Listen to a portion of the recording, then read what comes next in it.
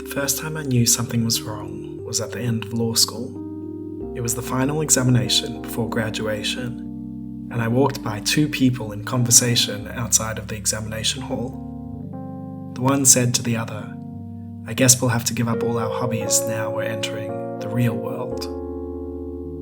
I was haunted by this statement for months. I would think about it every night and every day. What was this real world that they were talking about? Why did it involve giving up parts of the self, the fundamental bases for who people really were? The reality seemed to be what they were leaving behind. There are many parts of the self. The imperative of modern society seems to be to give up the unproductive parts: creativity, childishness, and play. Most of my law school acquaintances, upon graduation, gave up on making music, writing poetry, drawing, and painting. These were childish pursuits. They were also fundamental expressions of their own unique individuality.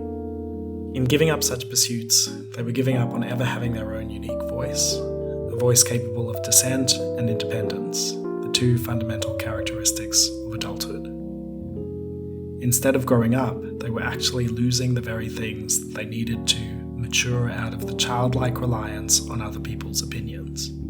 This became very clear to me a few years later, when a law graduate told me I had Peter Pan syndrome, the inability to grow up because I wanted to write a novel, because apparently children write novels these days. Underlying all of this is the idea that we can run away from ourselves and become the person others want us to be. Not only is this a false belief, it's also dangerous. We cannot run away from ourselves. The only result is mental illness. We cannot win a war against ourselves. The only result is surrender. When the battlefield clears, the only thing left behind are a handful of self-inflicted wounds. Instead of giving up on part of ourselves, we should accept the entirety of who we are. This is not as easy as it first sounds. Hollywood likes to say that we should accept ourselves, that difference is okay. But these are surface platitudes in comparison to the actual work involved. In the 2017 hit movie The Greatest Showman, about a circus troupe of outsider-type characters, the chorus song declares, "I'm not scared to be seen, I make no apologies, this is me." But showing ourselves for who we are, our identity, our personality, and our interests is only part of the story. The true story is inside the self. To accept ourselves, we have to accept the things we like and dislike about ourselves, our faults and flaws, weaknesses and shames. It is not enough to accept that we are different. It is about a full integration of every part of ourselves into a singular, authentic whole. When I was in law school, multiple people told me that writing was a complete waste of my time.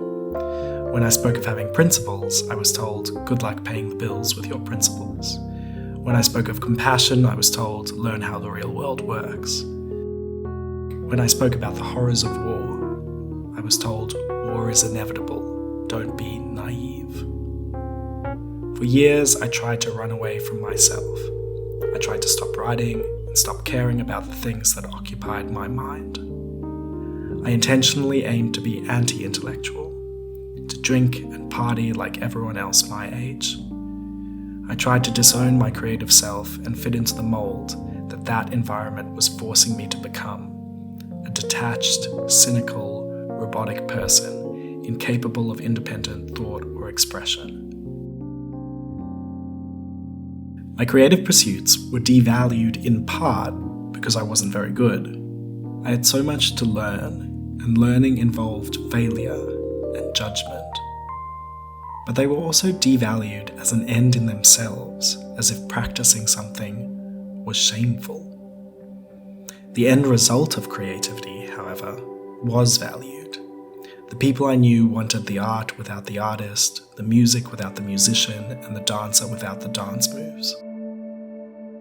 They wanted to benefit from every aspect of culture while talking down anyone who dared consider going into it after the age of 18.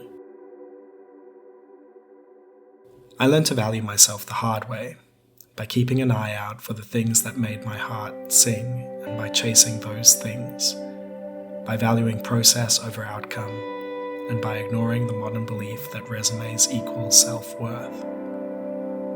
Instead of running from my creative side, I let it take me where it wanted to go, and so I met beautiful people who inspired me, and I soon came to inspire others.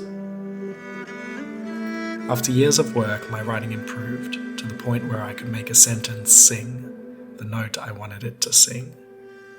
I became good, and so I could read something I wrote to a crowded room of law graduates and get nothing but praise thereafter. There is an integration here, where internal self-acceptance leads to external praise.